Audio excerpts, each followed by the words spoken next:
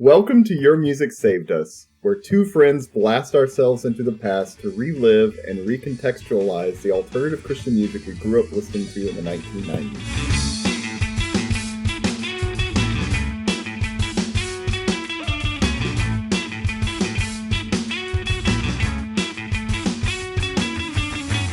My name is Jay. And I'm Clifton. And Clifton, what are we listening to this week? Well, according to Frontline Records, we're listening to a rockabilly album. Great. I don't agree with that, but they also, however, described it as quirky, clever, and machine gun fast, which I do agree with because that describes, I think, Rainy Days Homecoming. Nice. Well, and I have an answer to this, but I want to hear from you. How hard was this to find? It's actually surprisingly easy to find on the internet for how possible it is to find out anything about the album. It's available on Spotify and SoundCloud. You can download it for free on Bandcamp. Okay. Yeah, it's all over the place. Yeah, fair enough. And I guess we'll get into how hard it is to find anything about the band. But yes, to hear this album, it's very possible. Yeah. Finding anything about them is more of a challenge. Yeah. So take us into that. What have you found? Rainy Days is not a great band name for the internet age, and only having put out one album, Homecoming isn't a particularly unique album name. No. So, the only mention I could find of the band or the album on the internet, besides some, cursory info on Discogs or Christian Music Archives, is from an interview that Jacquay, he's the bass player for Rainy Days and vocalist for Unashamed at the time, did with Indie Music Vision in April 2007. I'm going to read it to you. It's one paragraph. After being asked if people from Unashamed continue playing music, here's what he said. Jason was doing Supertones, and everyone knew that it was going to be huge when they started playing. Dana was playing in Mend. I was playing with some of the Bloodshed kids in Rainy Days, and was doing this band called Resolve with Tim Mann and some of the Centerpoint guys. And that's it. That's it. He makes a similar mention to Rainy Days in an interview he did on the As the Story Grows podcast, which I really recommend listening to. It's episode 154. But that's really the only mention of the band out there, in magazines. And now, given that, we can talk about the people in the band, since that's probably a little bit more important since they recorded one album and seemingly ceased to exist. So the vocals are Sean McCauley, and as far as I can tell, there's no other activity from him at this time. On guitar was Jason Fleetwood, who was in Bloodshed and went on to be in Fan Mail, and later on in a band called Windowsill Audrey. On guitar is Sean Stopnik, also in Bloodshed, then went on to Stairwell, and more recently, Rock Kills Kid. On bass, we have Jacquay, who was in Unashamed, and then went on to be in Found, Never Alone, Resolve, and Tetzel Would Be Proud. And then on drums, we have Jason Feltman, who went on to be in Fan Mail and Value Pack, the Deluxe Tone Rockets.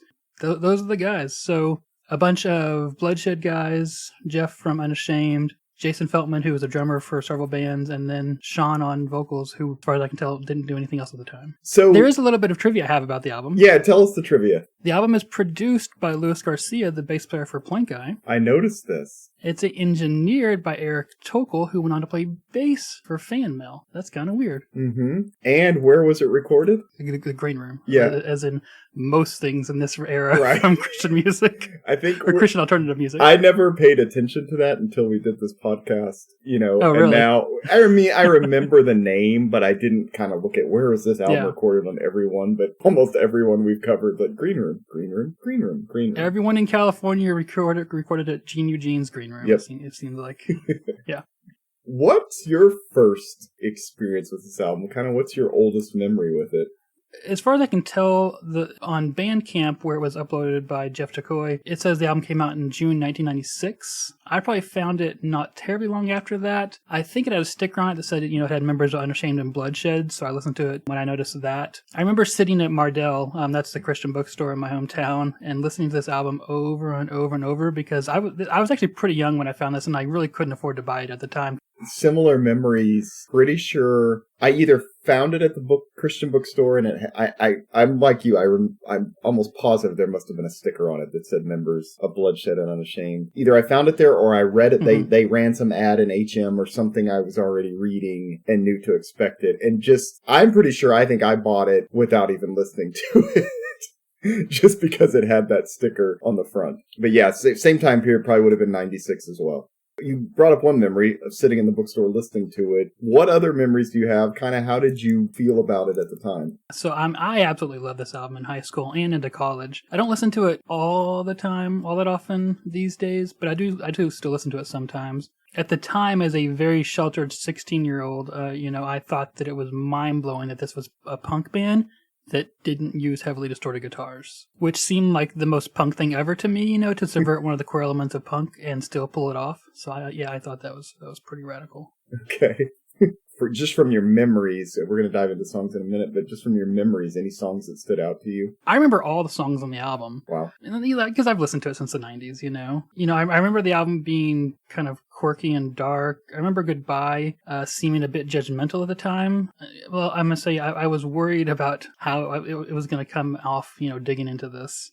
I don't remember having a favorite song from the album, although I do remember being particularly taken by, of course, The Last Voyage of Sir Patrick Spence, to the point that I had to memorize a poem once in English class. I memorized the full, which this is only a part of, but the full ballad in Middle English and recited it in English class. And then the next year, my freshman year in college, when a online friend pointed out to me that my AOL Instant Messenger screen name, which was something like Punk Blaster at the time, didn't fit me very well, I started using Sir Patrick Spence as my username. Yeah. I remember this. I have one more memory to talk about. So this is a kind of awkward memory related to Rainy Days. So I was visiting back home from college. Some friends of mine were putting on a show. Maybe Stairwell. I don't remember though at the time really. But obviously one of the Rainy Days guys was in one of the bands. I don't remember who. After the show, we were at a Taco Bell buying the band food. So, the entire band's there and me and some friends and some other people I didn't know. My friend keeps pestering me to tell the Rainy Days guy how big a fan I was. And I didn't want to bug him, of course, because I don't know. I've always thought there's no point in telling someone that you're a huge fan because, what are they going to do, So eventually my friend just blurted out, Clifton's a huge fan of Rainy Days. And the guy kind of looked at me awkwardly, and I looked at him awkwardly, and he went back to eating. Yeah, that's it. And that's why it's really awkward to just say, hey, I'm a fan. Do you look back on that moment with regret? I think if I met someone that I was a fan of today, I'd probably be more inclined to say, thank you, than just, I'm a fan. But, other than that. I want to jump back, and I know we'll talk about the song in a minute, but if it's okay, I want to jump back to your memory of quoting the poem from Sir Patrick Spence. And I guess my question is, how did you even know the origin of that song? Because if I remember correctly, I don't think it indicates in the lyrics that was from something else. And in fact, I was going to point this out in the lyric book. It says, all songs written by Rainy Days. And I thought, there's a couple other points in here where I think they're taking some liberty with that. We'll talk about that in a minute. But yeah, how did you even realize that was part of a bigger poem? Probably the fact that it's not in modern day English, even in here, probably tipped me off to that there was something different going on here, and so I probably just looked for it. While I didn't have computer at home at the time, and I didn't have internet access at home at the time, I did have internet access at school, so I probably looked it up at school. That's pretty good because this is 98, 99, right? If it's your senior year of high school, so yes. Even with the internet, there's, it's not what it is today, obviously, and right. The amount of choices. So I'm impressed you found it, regardless. I was in a library, so I had access to library resources. Okay. And it's an old ballad, it's a very popular ballad actually. It wasn't that hard to find. What did you expect before you sat down for this podcast and listened to it again? Because I know you've heard it since then, but what were your expectations? And then I guess, did it measure up? What was your impression when you started listening to it? I guess I expected to live up to my expectations in that I didn't expect it to be amazing, but I expected it to be a solid and somewhat clever punk album and this is important, in a not entirely traditional punk rapper. The fact that it's not just full-on distorted guitars and screaming and whatnot. But I think it lived up to what I expected. Obviously, we'll talk about this more as we explore the album, but I was not disappointed. All right, well, let's jump in with some of the songs. It starts off with Wayo. Yeah. Which I will say I do think is a nice way to start off this album, but give me your thoughts. Yeah, so the album starts off with this kind of old-timey guitar and some snapping before some drums come in.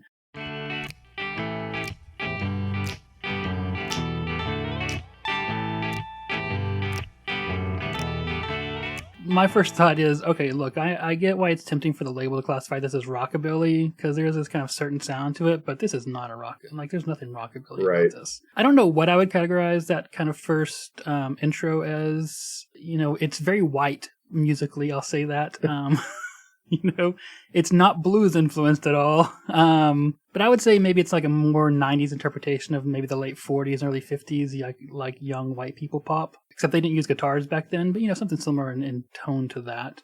It's also reminded me of something that I forgot about, which is something that happens several times in this album, is that there's kind of these like 45 to 50 second pre-songs. I don't know what yeah, you're right. It happens in quite a few of the songs. None of the lyrics for these pre-songs are written up, and this one just says something about Samantha, and I think it says she lived on her back. What do you think that means?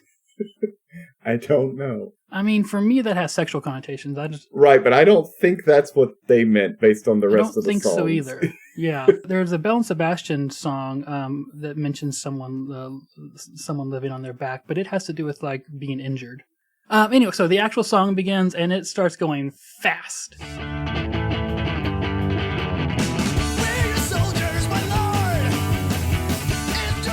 I tapped out the beat on my metronome, and it's something around 280 beats per minute, which is about the same as like MXPX's Punk Rock Show, for example, which is another fast song. Mm-hmm. Just for reference, a typical dance song is around 100 to 110 beats per minute.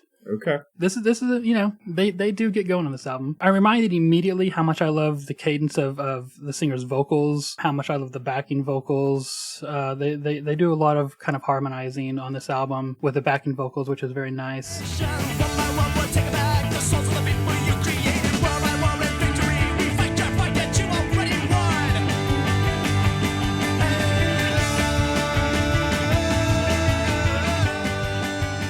As well as some more kind of like random backing vocals, which I'm going to guess that Jay thinks is silly, but I'm going to say was interesting to me. It's done other places in a similar way, including like, you know, Weezer's Pinkerton, I think, has very interesting backing vocals in that same kind of random kind of way. I don't want to talk about vocals right now because I want to talk about the guitar tone, because that's the first thing that hits me as the music really starts going. And I think it's worth talking about to really set the mood for this album. So as I mentioned earlier, these aren't normal punk distorted guitars. There's two guitars, a lead guitar and a rhythm guitar. Both guitars have just enough overdrive on them to give them a little sparkle and flavor, but not enough to actually distort the guitars. In guitar world, overdrive is kind of a very soft distortion. So the rhythm guitar is playing kind of a typical punk power chords. The lead guitar is playing a pretty constant kind of riffs. In that sense, it's very typical punk in what the two guitars are doing, but with clean guitars. So you hear a lot more detail, a lot more nuance than you normally would.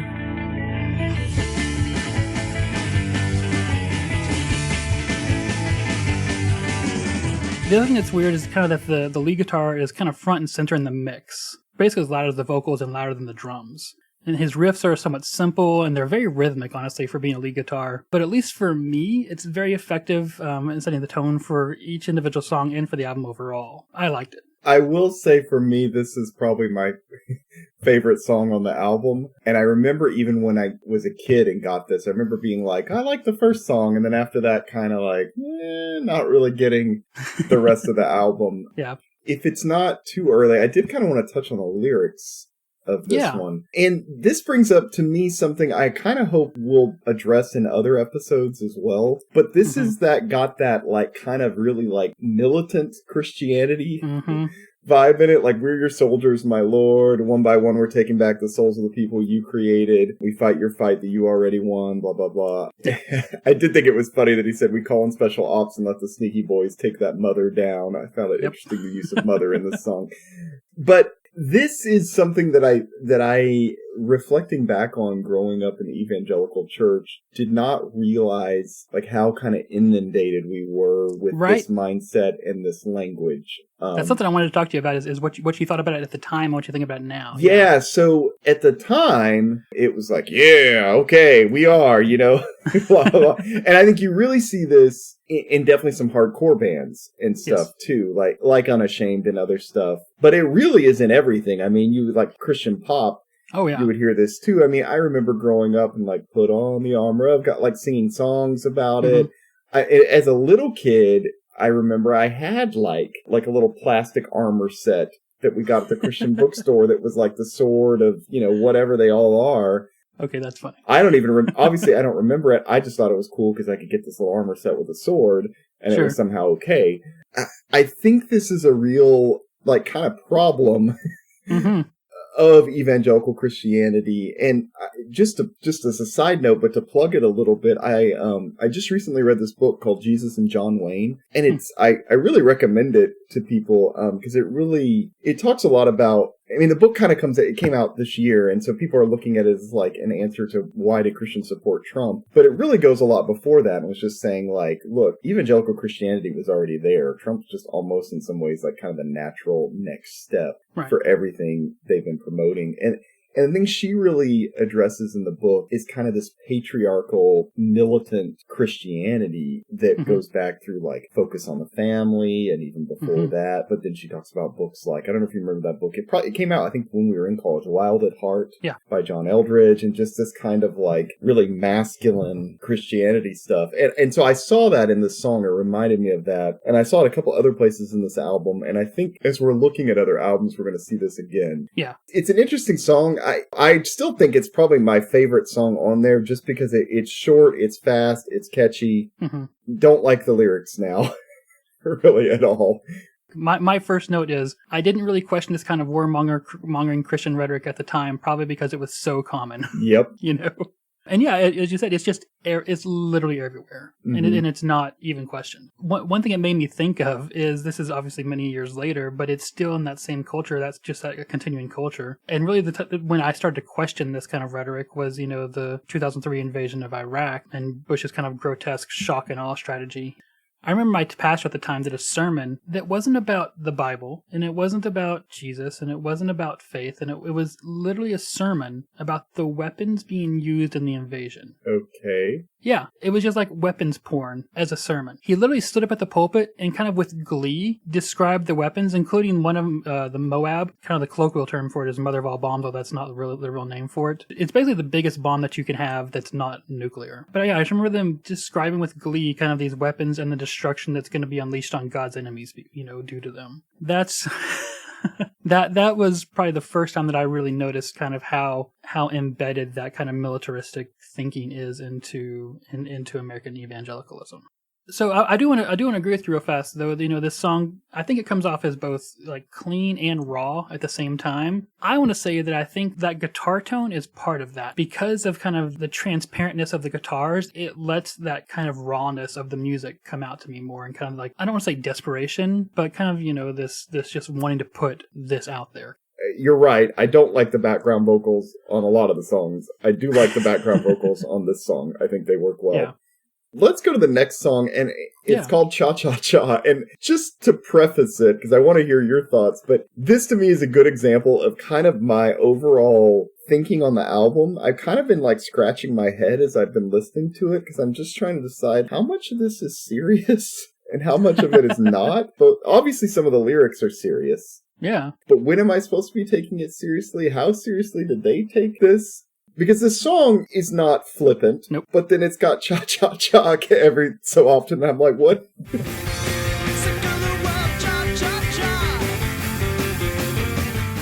Yeah. Like, what is the point? So I guess this is kind of my overall thesis for thinking about the album, is just this throughout. Is this serious? Is it a joke? I don't really know. As a kid, I remember thinking about this, and why was the cha-cha-cha there? There's basically two options to me. It can either be like a corny songwriting crutch to fill in space, or what I figured at the time was that maybe it represents a person, maybe trying to get through life, pretending that things are going well, but honestly is really faking it, just kind of doing a dance, a performance kind of thing. I could see that. I could also see your first reason too. Yeah, they can both be true. But, yeah. Okay, so tell us more about this song. I really like this song, as a kid, and especially, like I said, I've always liked dark and quirky things, and it's especially as I think I went into college and I started struggling with anxiety issues, that went undiagnosed for years. This song I think really stuck with me through those years. It's kind of, like I said, it's kind of a dark song. The lyrics start with months I spent in my despair, sick of the world, cha cha cha. I'm not gonna say that anymore. See what I mean? Day by day my hell increased. priest, mad at the world. Cha cha cha. As it progresses, the writer prays for life to be better, but instead of getting better, things get worse. So later on it says, my prayers were answered just last week, got hit by a bus. God said to me, you stupid kid, life ain't so bad. And then it goes into, now I understand this place, but I'm still at war with the world. Now I've got a new reason and a smile, and I'm having a blast. Cha cha cha. It's kind of weird to read the lyrics in the book. They do come off, I think they come off more corny in the book than they do in the song. I think if you listen to them in place in the song, they come off very serious. This guy is actually, I think, either our age or a year younger than us. So, he's a kid at the time that he's writing this. I'm not going to expect him to be a lyrical genius, and especially that considering that this is the only band that we know that he was in at the time. It's not amazing lyrics, but I think when combined with the vocals in the song in place, I think they're really effective. So when he's like, God said to me, you stupid kid, life ain't so bad. Cha cha cha.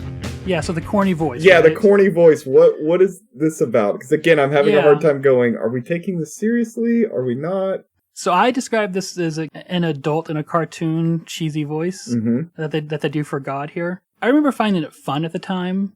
It's one of the quirky things about the album. Is it silly? Absolutely. I think you're going to have a hard time arguing that nobody in the punk world was doing silly things at this time, though. So I don't know how to take it. This voice comes back a couple times, not as God, but as just this voice comes back. Maybe they were having fun while they were doing this.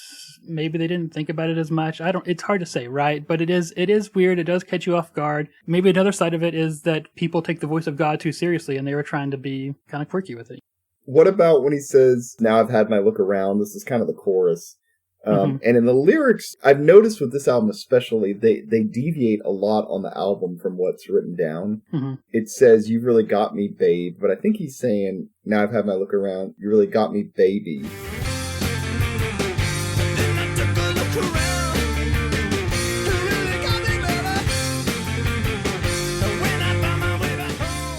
He says baby. Yeah, what is that about? Is he talking about God as in baby? I think he's talking about God, yeah. Okay, God is his baby. Yeah, I mean, obviously that's corny, but I think he's saying that I'm not questioning, what's going on now, kind of thing. Like, I've looked around and I'm not questioning things so much. Okay. Which is another conversation. I find this song a little bit disturbing, especially the part where the guy's life is hard, he prays for it to be better. But this is a very common idea in Christianity that, that when your life is hard and you pray for it to get better, God might make it harder just to break you to get to open your eyes. And I took this song as one of those, almost like a near-death experience. Because God says, I'm giving you a second chance. And he says, so remember the time you spent here with me. Like, oh, you've been dead for a few minutes in heaven, but I'm kicking you back down to earth. Very possible. Yeah, so it reminds me of a story that I heard, as a kid. I say as a kid, but around the same age, honestly, of an older guy in our church. I remember him telling us this story when I was a counselor at a camp, and he was telling us this story, kind of just the other counselors, that he found God. He had a family, child and kids, and he was happy, but he didn't go to church, and his wife died, and then a few weeks later, both of his kids died, and it really broke him, and he almost died, and then he turned to God. It kind of reminds me of that. Okay. Which I think even at the time I found that to be disturbing and a weird message to come from Christianity that you need to be broken. I mean, that's what cults do. Cults need broken people, right? Yeah. Because they need them to not question anything and they need them to be susceptible to their teachings. They don't need whole people. You don't become a member of a cult because things are going great in your life. Yeah, true. That about this song disturbs me. Well, yeah, this was a song heavier than you thought we were going to get? A little bit, yeah. Again, I think that was my problem with this album, and I think I even felt it when I was a kid of like, this seems like a joke to me. I don't really think they know who they are, what they're doing. Okay, blah, blah, blah. I've listened to it a few times. I'm done. So it's interesting to hear your take on this stuff. Let's go to the next song, Homecoming, which is the title of the album. And I'll be honest, when you think of Homecoming, this is not what you think of. Nope. And so I'm curious even why the song is called that, why they chose this for the album title. Like, I don't know, what did you think of this song? It's a very good question. Even the lyrics for the song don't make a lot of sense to me. Right. So first off, yeah, so the song's about a race. Yeah. And which they kind of pull off well, because I mean the song just starts. It just goes immediately right out the gates.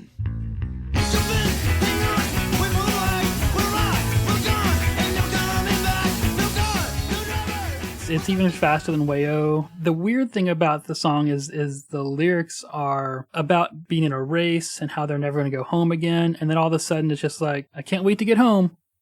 Yeah.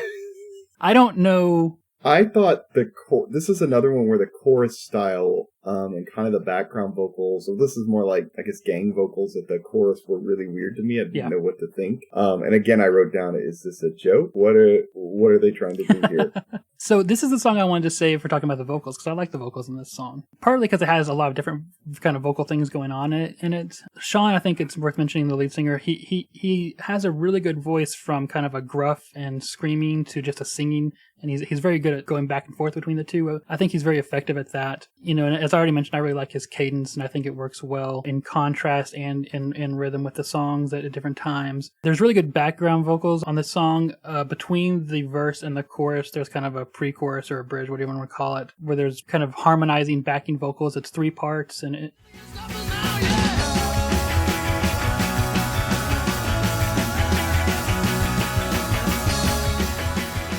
You know, and if you think about other bands at this time that were doing harmonizing vocals in the punk genre, you know, whether it be Goaty Hook or MXPX, things like that, this is better than all of them. You know, there's 3 parts, and it's a more nuanced harmonizing than all of those. I think it actually works really well. And then, yeah, we get to the chorus, and there's these gang vocals that are just saying, "We're going home," or something like that.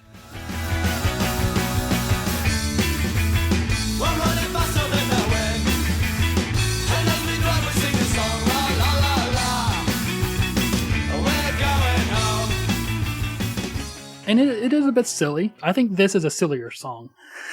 You are bringing up something here that I think I'm way more used to than you because of the kind of music I listen to. True. Which is kind of these silly vocals with not silly lyrics, right? Yeah, no, that's a good point. I listen to a lot of Twee and other indie pop from Totally Craft, Architecture in Helsinki, where it's very common to sing about very dark things in a happy-go-lucky way, you know?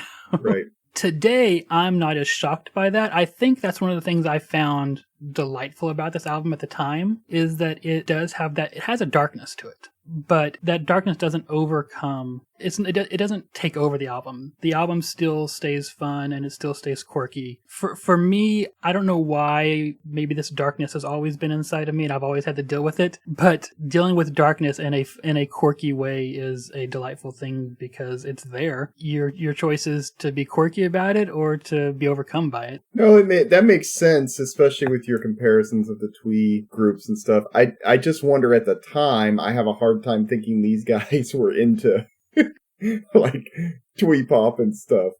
Why? I mean, but Twee around this time is when Twee was having its closest experiments with punk. You know, Totally Craft's first album came out in '94. Their earlier band Crown was out in I forget '92, '93, and they weren't called Twee at first. They were called Cuddlecore because it was more of a punk rock sound with these Twee type lyrics and vocals. All that was going on in California and up along the West Coast. I don't think it's insane to think that they heard that they experienced this at that time. Okay, you may be right. That may be a direct influence then. Yeah, and you know these guys are coming from hardcore bands. The fact that they want to do something a little bit sillier is not surprising to me either. Well, I did get that sense for sure. I mean, that's one of my thoughts on this album is that this was definitely a break.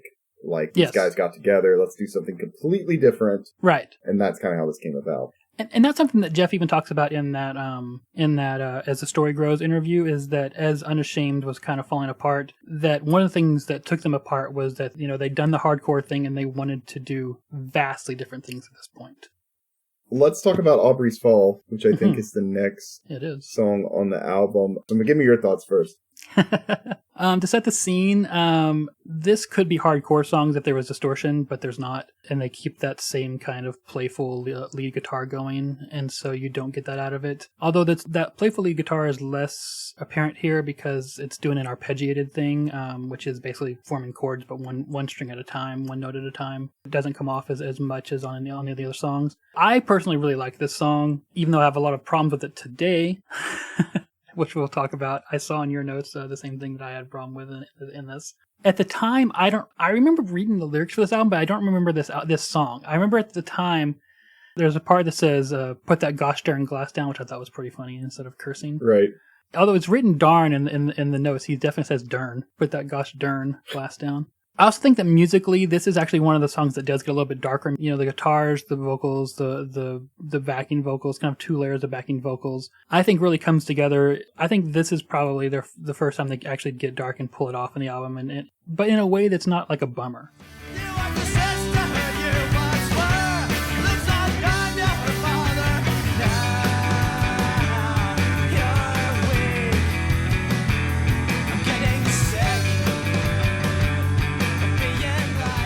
It's still moving fast. It's still a fun song, but it does kind of communicate that more of that darkness. I think one thing that may be rubbing you the wrong way also is, so in addition to liking, twee and indie pop and that kind of stuff, I like really layered stuff. I think that, for example, when all the layers start going in this song, if you just I tried an experiment where I just skipped forward to a part where all the layers were going, where, you had two guitars, vocals, two sets of backing vocals, all that kind of stuff. And it sounded cacophonous. But I put up such a fuss, and now you're hanging out with us. Don't know what happened. It doesn't matter. We got a present. If you just jump into it, right? But I think they actually earn it in this song, where I think they set up each of those things individually and they bring it together at the end. Looking back at this album and what I listened to today, I think it makes a lot of sense to me, at least. Because I like very layered things where they kind of each thing works together. I also love dissonance, which they do a little bit in this song. That they kind of use that to create a little bit of that darkness, kind of that slightly off emotional feel in this song. This is another part where I'm like, I'm sorry, for me, I'm like, are they serious? The vocal styles on, I guess it's kind of the chorus when he says, I don't understand why you've got that in your hand.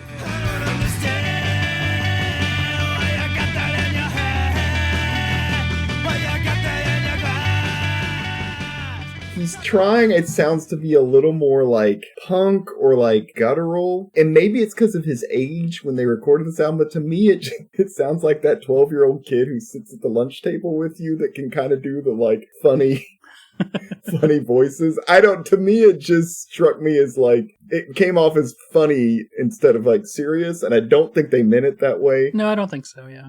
In the song, but that's fair. Yeah, I just had my notes on that. I don't think that style works for him. I agree with you. I think he does have a good voice for a lot of this. When he gets kind of doing that style, yeah, not so much for me. What's the song about? Yeah, so there's kind of two ways I want to dive into the lyrics on this. One of them is kind of more of an overall way, before we get to what the song is actually about. When I read the lyrics, they're very, to me, kind of stream of consciousness. Especially this song, Atom's Bomb, Goodbye, Fight, obviously to some extent the whole album, but those songs especially, I think that trying to figure out what they mean is honestly more like having a counseling session with the lyricist more than breaking down a thought-out narrative. And I say that because it honestly feels very similar to a way I used to write around this time in my life. I would basically just think up a situation, kind of let myself fall into that situation kind of in a mental state, and then just write whatever comes out. Probably for young Clifton, that was a way of kind of like pseudo counseling session for myself, dealing with my anxieties at the time. I think it's more interesting, honestly, what he's writing about than what he's writing. Yeah, and it's called Aubrey's Fall. So what is her fall? Right. So the song is about a friend, a woman, which I think is important to note because we're going to come back to this later and also another song, who has decided to be cool and maybe develops a drinking problem. Yeah. Yep.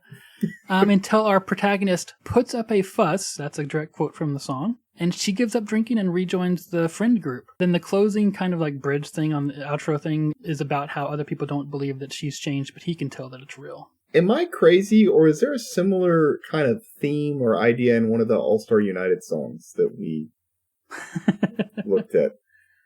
Was there something like this? Yeah, there's the song, there's Drive, which was about driving around with a friend who things weren't going well with. A little bit, yeah. But not, Okay. I mean, it has the same, there's a fill, right? There's a kind of thing going on. I think we're probably going to see this again in the future in other albums. Oh, yes. Drinking is bad, turn your life around, Yes. get your life straight.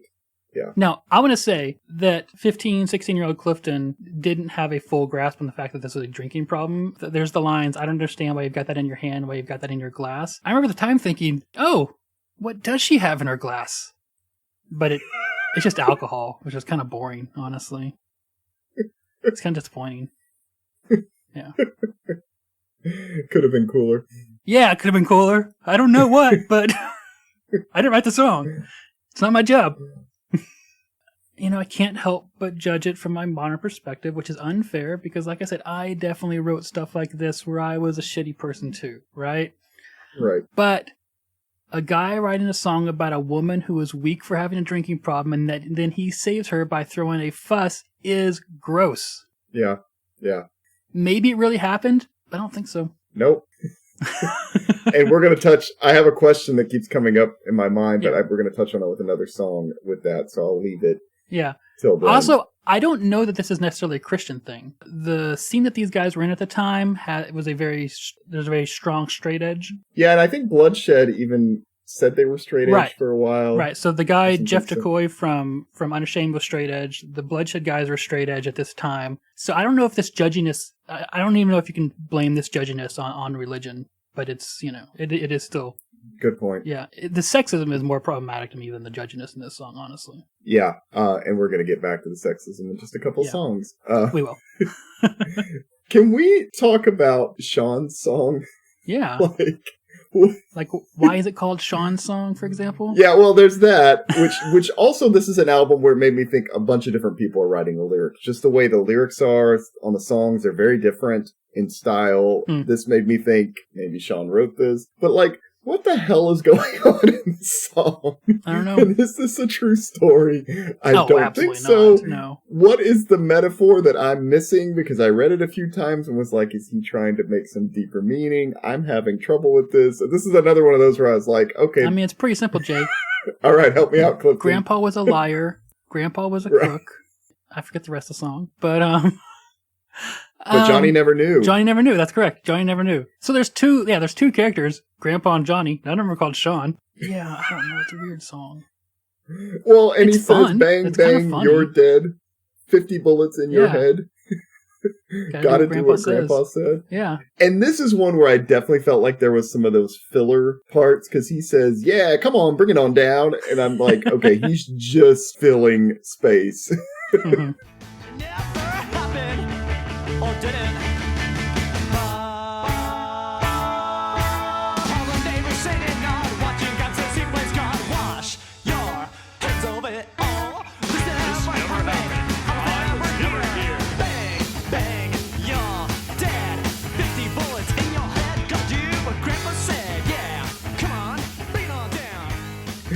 There's also a little ska in this song.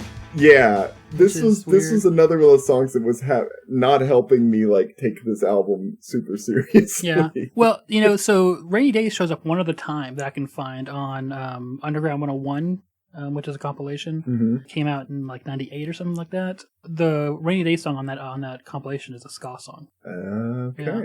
Let me jump back to the lyrics in case people haven't heard this. Sure. Because basically it's Johnny's grandpa calls for Johnny and says he needs help, but these bums are outside, which using the term bums is anyway, aside from that. Johnny comes, Johnny has his gun, but they gun poor Johnny down right outside of Grandpa's house. Mm-hmm. And Johnny never knew that Grandpa was a crook and mm-hmm. Grandpa was a liar. Mm-hmm. I have, again, no idea what's going on here. Yeah. Why it's called Sean's song, who Johnny is, what is going on. I think that it's a song that you can listen to and it's a good song, it's fine. But it's not one of the songs I wanted to talk about because it's kind of a weird song. I don't know. Yeah, I just wanted to talk about it because it was weird. Yep. Well, let's skip ahead to Adam's Bomb.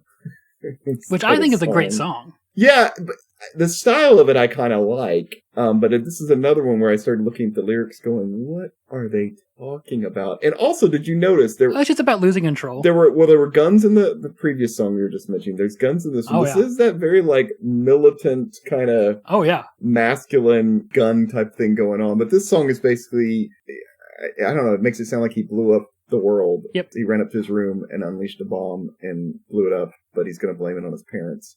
This song had one of those kind of pre-songs to it, like you were mentioning. I looked it up, and he's quoting old-fashioned jump rope rhymes. Mm-hmm. Two of them. Yeah. Okay, so maybe you already knew this. Talking about Spanish Dancer and then Teddy Bear.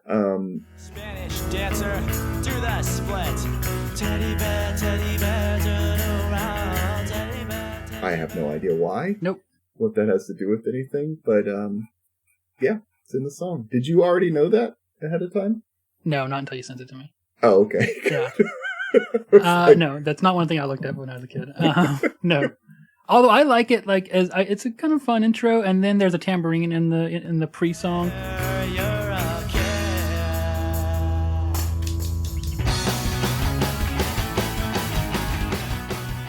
And then whoever's playing the tambourine drops it, and just bam, the song starts, and I thought it was really fun. Oh, by the way, this is one of the two songs on the demo we're going to talk about later, because there was a demo before this album. Oh, and it's pretty much in the same. It's pretty much. I mean, obviously, this is recorded way better because we're going to talk about that. But it's pretty much the same as the demo version. The lyrics are the same. The vocals are a little different. Let's go on to Goodbye. So this is probably my favorite song on the album, especially from the time. I know I saw your notes. You hate it. This is my least favorite. Yes, okay. I know. I think the song kind of brings together, all the elements I've been touching on, the guitars, the vocals, the backing vocals. I think they all kind of come together in an interesting way in this, in a very layered, kind of quirky, kind of, this is the other dark song on the album, in addition to Aubrey's Fall. And it's a song about, having to say goodbye to a friend that's going in a different direction than you. I think it pulls off that fairly well. As I mentioned earlier, I remember at the time when I was a kid thinking that this was kind of a judgy song. Having gone back through the lyrics, I don't think that's true. At least not as judgy as I thought at first. It does start off judgy in the same way that Aubrey's Fall does, but there's the line, "Where were you when I needed you so much?" And kind of in the end, the protagonist develops empathy for what the other person's going through, and they kind of patch things up based on that. Well, let me talk about my take on the lyrics and then one thing with the music in this song. This is another example. Why is it always women who are going astray? Yeah, no, that is right. Really we saw that earlier. We saw that here. I'm pretty sure it was the same on the All Star United album. I think we're going to see it again. I did not realize. I really didn't, and I know my wife would probably roll her eyes right now if she could hear me saying this, but like I had no idea how misogynistic like so much of this stuff was. And I don't think these guys necessarily knew that they were. I don't know that they are today or anything like that. It's not actively misogynistic. It's just like that's the culture. It is the culture. I remember at the time my youth pastor lecturing us guys. And I think probably the girls probably got the same lecture, honestly. About kind of being like a knight in shining armor or whatever, kind of rescuing the girl kind of thing, and that it's not realistic. I think we're seeing an evangelical and a very American evangelical interpretation of the knight in shining armor here, Definitely, yeah. That was definitely a kind of real prominent idea of the man is this hero and women always were in need of saving. Yeah. Which really stood out on these two songs. Yeah. And I'll be kind of open here in that in my own shittiness at the time, there was a girl I liked, had a small period where she went through kind of the same kind of thing where drinking and that kind of stuff. And I remember thinking about at the same time, like, I really need to save her, Right. If only I could be there for her, it'd probably all be okay. I did think the song had probably the worst moment on the album. I just said the chorus sounds like really bad, jangly Christian music of the 90s. You know how worship leaders, I swear, it's just all I can remember from like late 90s Christianity. Oh, yeah. Any worship song, I'm not a guitar player, but they would play it like, it's just super jangly. They're strumming it way more than they need to. Oh, yeah. And I feel like that's a little bit of the chorus on this, and he's getting kind of loud. Well,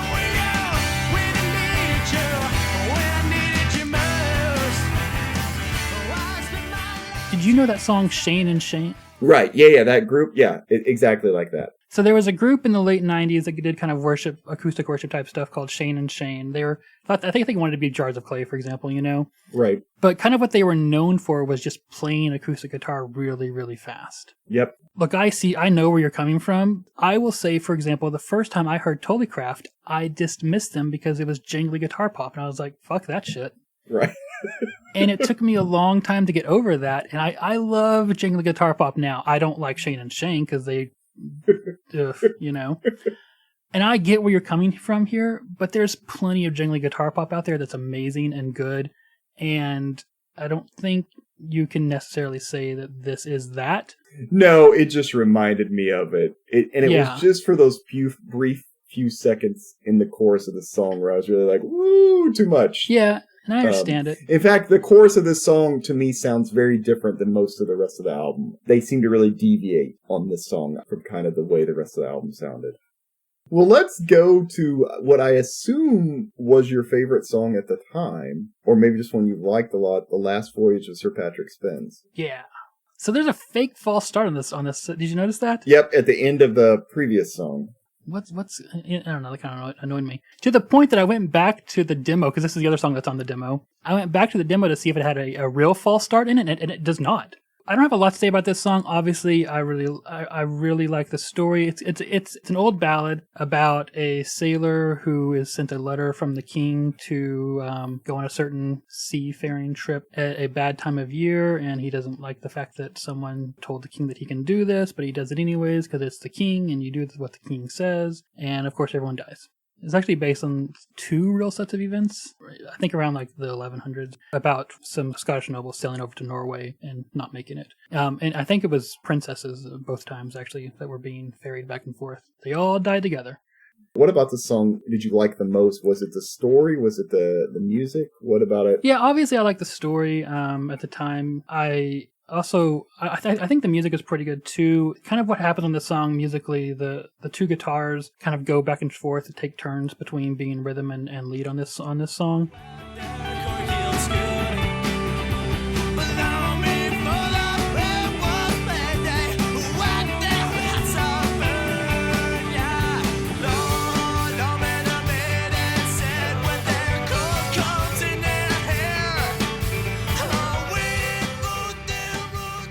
There's kind of a lot of interchanging of what's going on, which I think was really interesting. And I think they did a pretty interesting job of taking this old ballad and putting it to music, because there's no music to this. So they put it to music, and I think they did a very good job of keeping it interesting and of putting it to music in such a way that it kind of highlighted the tragedy of the story and kind of told the story pretty well.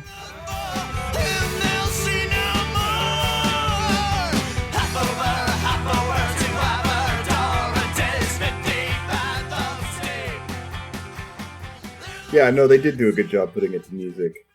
I just wanted to bring up the Gunslinger, mainly because this is a song I definitely always just skipped over because you can't really understand what they're saying. Which is interesting. And it's kind of almost like, what would you say, like a, not spoken word, but almost, but it really kind of distorted vocals.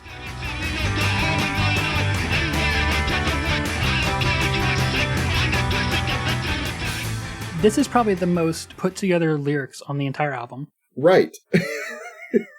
And the vocals are distorted to the point that you cannot understand them at all. Yeah, which now looking at your reference that you pulled up, I mean, it looks like it came from, is that Stephen King, The Dark Tower? Yeah, so it's based on a Stephen King and Marvel comic book series called The Gunslinger. Which makes me wonder if maybe they were ashamed of that or trying to hide it a little bit because it wasn't completely Christian. I don't think so. Or maybe not. I don't know. Maybe they were just doing it for the feel. I have no clue. But the thing it made me think of as I was reading through the lyrics, especially when they said, Satan, the accursed, bring him down. And I don't know if you clicked on the link I put in the notes. Oh, yes, I did. Did it remind you at all of what I'm thinking of? Or no? Do you know the song that I'm referencing? I block out Carmen as much as I can. Okay, well, it made me think of Carmen, Satan, Bite the Dust, which is basically Carmen, kind of like this, you know, having a, what do they call it, like a shootout. No. You know. That's mean. That's mean. With the devil, and, you know. Which we No. should probably talk about Carmen another. I mean, good God, we could spend tons of episodes on Carmen. I know, you're right, it is kind of mean, but it's just what I thought of with this. And again, though, it does fit kind of that militant, masculine Christianity thing. I know this is more based on the comic book. Yes, it is. But I guess the feel of it still kind of fit with everything they're doing on this album. Yeah. The other one that is listed as the last song on the album, but I know there's a hidden track we're going to talk about, is Lord, I Want to Know, which I think is an old hymn or a song. And this is another one that just kind of seemed like a joke. Like they did a slow version of it, but then they did a fast version at the end. Also kind of, to me, seemed a little bit like filler. Like, oh, we need to stick another song on there. Let's do that. I don't know. I thought it sounded very sincere. Okay. Also, this song got stuck in my head. Of all the songs, this song got stuck in my head. I'm sorry. It's funny. We're so opposite takes on almost all these songs on this album.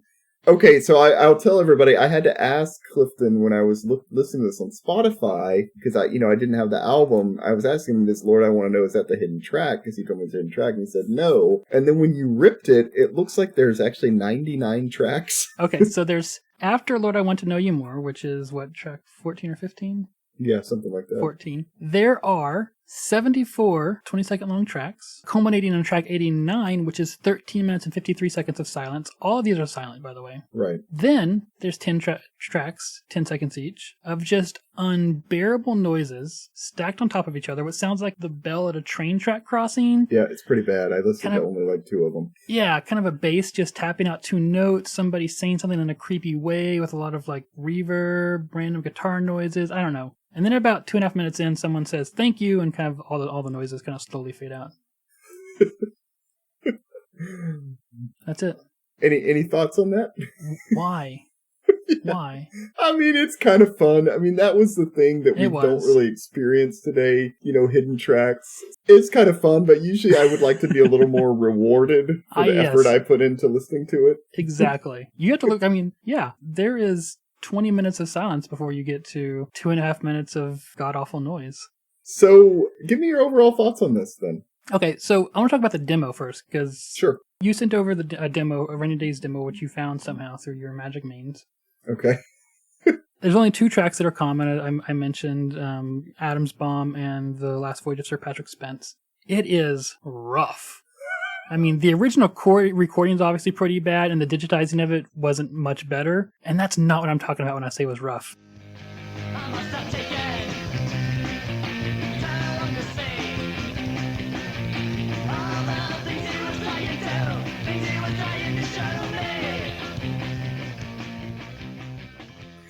I don't think I would have let these guys record an album having heard that demo. Yeah. Okay, well that again fits a little bit with my take on the album, which is just, I mean, I think it's 96. It may have been 95 when they record this, I don't know. Tooth and Nail is kind of blown up. All of a sudden. Yeah. And so I've got a sense of whoever at Alarma saw that, like, oh, guys from Bloodshed and Unashamed are making a new band, may have not even heard them, like, seriously, and was like, do you want us to put out your album? And they're probably like, yeah. And to me, that explains a lot of this album. I don't know, you may disagree on that, but just because they're very, the songs, there's a lot of variety. Some stuff feels like it's not completely fleshed out. I would have been interested to hear like a follow-up album from them. Yes. Because I think they would have ironed stuff out more and kind of developed more of a style. That's kind of was my take. It was just like kind of Alarma threw some money at them and said, do you want to do this? And I know we'll talk in a minute, but also like the packaging on this was fairly nice. Like, I mean, it's an actual booklet. Someone did it, yeah. Yeah, I mean, we were talking about the Mike Knott album last time, and that's just a little fold, just a, whatever you call it, bifold type thing. This is a full-on booklet stapled together. Yeah. It wasn't done on the cheap. Yeah, I don't know. What are your overall thoughts? I don't know. I have so many questions about this album and about where Rainy Days came from. I mean, we know who's in it, obviously. I know they're playing shows at the time. If you read through the thanks, they mention, thinking people come out to shows. Maybe someone from Frontline heard them, maybe they didn't. It's hard to say. My guess is that they had somewhat of a following, at least. But I have so many questions. Go ahead. What are they? No, I want to know. I mean, what led to the band starting, how long was the band together before they decided to record an album. I want to know about the choices on the guitar tone, which to me is really interesting. I think it really paints a lot of this album and how this album comes together. It's hard to respond to that because I don't know. I just have so many questions. Now, that said, I don't think we necessarily disagree on what we're hearing. I think we're hearing the same thing and having a different interpretation of it. Mm-hmm. Okay. Right. So let me tell you what my interpretation of the overall on this album is. The first time I noticed this consciously was on Broken Social Seam's album, Broken Social Seam, their self-titled album, which I think came out in like 2005. That album has this certain kind of energy to it where it feels to me like all the songs have been practiced just enough so they aren't old to anybody, but not so much that they become boring. Okay. And it gives it kind of this kind of raw urgency, kind of like a naked excitement and kind of like a childlike wonder at making music, where it always feels like everything could fall apart at any moment. It sounds like whoever is performing this, whoever wrote this, barely has control of this song. And I think that you get that kind of rawness on this album. So I get where you're coming from. I don't think the album's unfinished. I've listened to unfinished albums before, and this is not one of those. Could it have been developed more? Absolutely. But I don't think it's unfinished, and I don't think that's necessarily fair to say. I think the silliness isn't due to lack of effort so much as just, to me, it's an expression of the artist. So yeah, I like it. I think there's overall, I think it has some nice layered complexity. And in the end, it's a punk album that manages to be beautiful. Another question I had is, Unashamed and Bloodshed are on Tooth and Nail, so why is this on Alorma? I feel like I know the answer to that, but I don't like Sure. this album as much as you. My take is just that probably a couple of things. One, I don't know that they'd know what to do with it. I don't know that Alorma definitely didn't know what to do with it Oh, either. no. It's not rockabilly. I agree with you there. But I think that's part of it. I think it just maybe wasn't finished enough, or they didn't. Like, it's one of those things, I think if maybe this band had continued and had a second album, that one might have been. I just think they kind of needed to have a little more time together. And like I said, if I were Brandon Evil and I heard that demo, I would not have let them record an album. Any other thoughts on like the artwork or the packaging? I appreciated you scanning it in. I remember the packaging now that I've seen it again, and I did think it was like they did a pretty good job. It's kind of like a two-tone color thing. Yeah, it's close to sepia, but not full on sepia. It's black and white with just a little bit of warmness to it. And I thought the font on the front and stuff works. Now, trying to read all the lyrics in that font is awful. Yeah, so in the book, all the lyrics are in the same kind of curly font as on the front, but at 9 points. Yeah. And so it is hard to read. On the front, again, it looks fine, even on the back, but it was a bad choice. Yes, I agree. For the inside. But I kind of liked how each person got their own thank you page with their picture and stuff. Like, it's not a bad layout. And if I remember correctly, the inside of the CD, like the actual CD holder case part is white, and the CD itself is white too. That had some thought put into it. It wasn't bad. It's very nicely packaged. My only problem with it, so the front cover for the album, given that this is kind of a dark and quirky album, I think that picture of them kind of sitting together on like pinstripe suits and the hats with flowers and whatnot and kind of looking dejected, it goes well with the album. But, if this was on Tooth and Nail, I would have bought that in a second. But given that this was on Alorma and I saw that if I hadn't seen the sticker that said Bloodshed and Unashamed, I would have passed it over probably for months. I agree with you. Good point. But I can't say that it's a bad album cover, but it definitely wouldn't have gotten me. It would have taken me a while to listen to it. It would have gone to the back of my list for things to listen to if it wasn't for that sticker. For sure. Well, to finish up, where are they now? Do you know anything about that? Some of them. So Sean McCauley, the vocalist, he has a new band called Oliver House. It's on Bandcamp if you want to find it. Oliver House is exactly how it sounds, 2 words. He also posts on Quora, which I really like. I'm a big fan of Quora. I don't know. Other than that, I don't know. Jason Fleetwood on guitar. Like I said, he's in a book now called Windowsill Audrey. That was in 2007. It looks like it may or may not still be going. It's hard to say. You can find it on Bandcamp though. Sean Stopnik on guitar. His newest band is Rock Kills Kid, and you can find that on Bandcamp. Jeff Jacquay on bass, and who was the lead singer for Unashamed, has a solo project these days. I don't think he's recording albums so much as he just records a song every once in a while when he feels like it, and you can find random things on Bandcamp. And most interesting, Jason Feltman, the drummer, it looks like him, and it's the same name, same face shape. I think he has a podcast called The Insurance Dudes. Really? That is indeed about selling insurance. Okay, would never have guessed that one. Yeah. Yeah. So that's, as best as I can tell, that's where they are now. We've been trying to give each album an award. Do you Yes. have one for this one? I do. I am giving Rainy Days Homecoming the Cotton Eye Joe Award. Because Rainy Days, where did you come from and where did you go? I have so many questions. I need more music. Oh my god, that's corny. Yeah, isn't it? Yeah, that's my award. Clifton, what are we listening to next time? We're going to listen to Bloomsday, The Day the Colors Died, from 1996. Yeah, so this isn't an album that either of us actually listened to back in the day, so we are going to listen to it, but it'll be fresh for both of us.